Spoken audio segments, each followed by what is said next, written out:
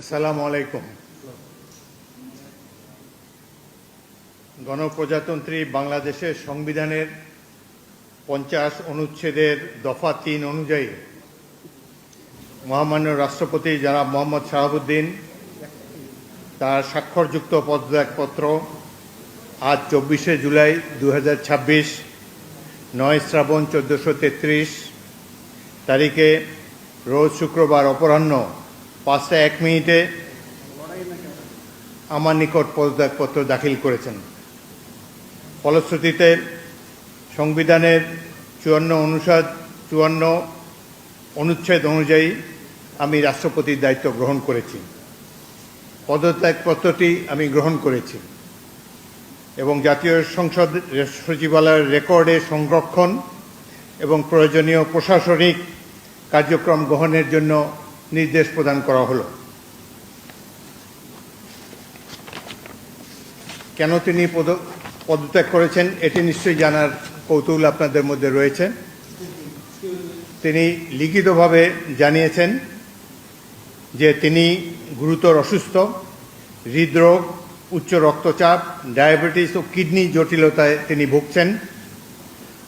তার হৃদযন্ত্রে bypass surgery হয়েছে।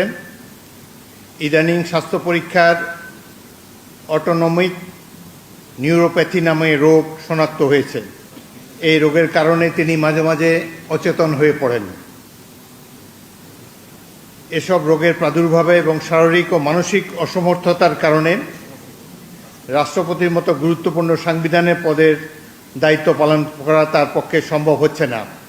তার দীর্ঘমেয়াদী চিকিৎসার প্রয়োজন। এই কারণেই তিনি স্বাস্থ্যগত কারণে পদত্যাগ করেছেন এবং বাংলাদেশ জাতীয় সংসদের স্পিকার হিসাবে এই পদত্যাগপত্র আমি গ্রহণ করেছি। সংবিধানে ইতিমধ্যে আপনারা জানেন যেদিন আমি স্পিকার হিসাবে শপথ নিয়েছি সেই দিনই ভারপ্রাপ্ত রাষ্ট্রপতি হিসাবেও শপথ নিয়েছি যদি প্রয়োজন হয়। একইভাবে আমাদের ডেপুটি স্পিকার সাহেব তিনিও যখন ডেপুটি স্পিকার হিসেবে শপথ নেন শপথের অংশে বর্ণিত থাকে যখন বলা হবে কোনো কারণে যখন স্পিকারের চেয়ার শূন্য থাকবে তখন ডেপুটি স্পিকার স্পিকারের পদের দায়িত্ব পালন করবেন। সুতরাং আজকে বাংলাদেশের নানা ধরনের কথাবার্তা আমি দুপুরে এসেই শুনছি। দেখা গেল যে এটি প্রকৃত। তিনি শারীরিক অসামর্থ্যের কারণে পদত্যাগ করেছেন।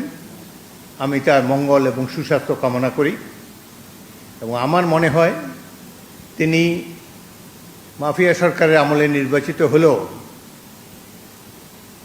বর্তমানে জনগণের ভোটে যে সরকার নির্বাচিত হয়েছে তার প্রতি তিনি সমর্থন এবং শ্রদ্ধা প্রকাশ করেছেন সবসময়।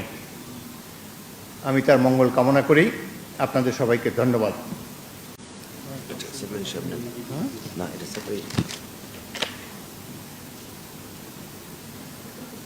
কোনো প্রশ্ন থাকলে একটা দুটো প্রশ্ন করতে পারেন। জি,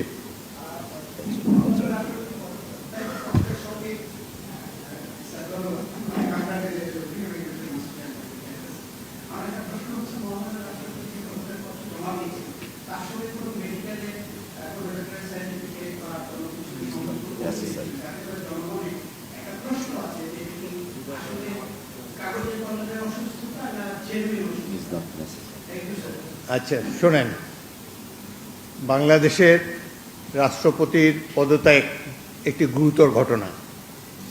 এর সাথে দেশের ভালো মন্দও জড়িত। রাষ্ট্রপতি একজন মানুষ, তিনি অসুস্থ হতেই পারেন এবং তিনি রোগেরও নাম প্রকাশ করেছেন, লিখিতভাবে জানিয়েছেন তিনি কি কি রোগে ভুগছেন এবং মাঝে মাঝে তিনি অচেতন হয়ে পড়েন।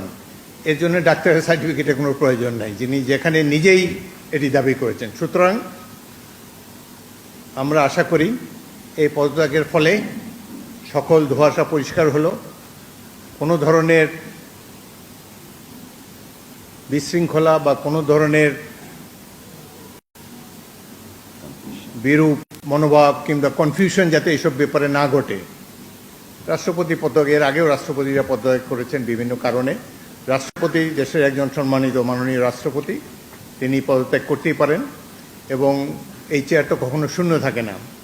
এবং আমি জাতীয় সংসদের স্পিকার হিসাবে এই পদত্যাগপত্র গ্রহণ করেছি। এটি হলো বাস্তবতা। আশা করি সকল ধরনের কনফিউশন এখন থেকে দূর হয়ে যাবে। আপনাদের সবাইকে অসংখ্য ধন্যবাদ। এই ধরনের প্রশ্ন করবেন না ভাই, কোনো কনফিউশন ক্রিয়েট করবেন না। দেখেন, এক minute please listen to me.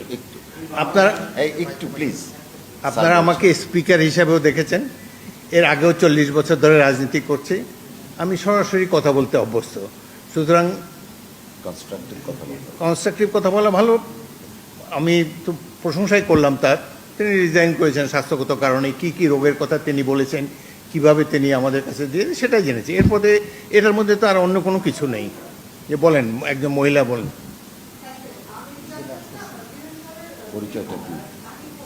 আপনার পরিচয় দিয়ে বলেন। জি,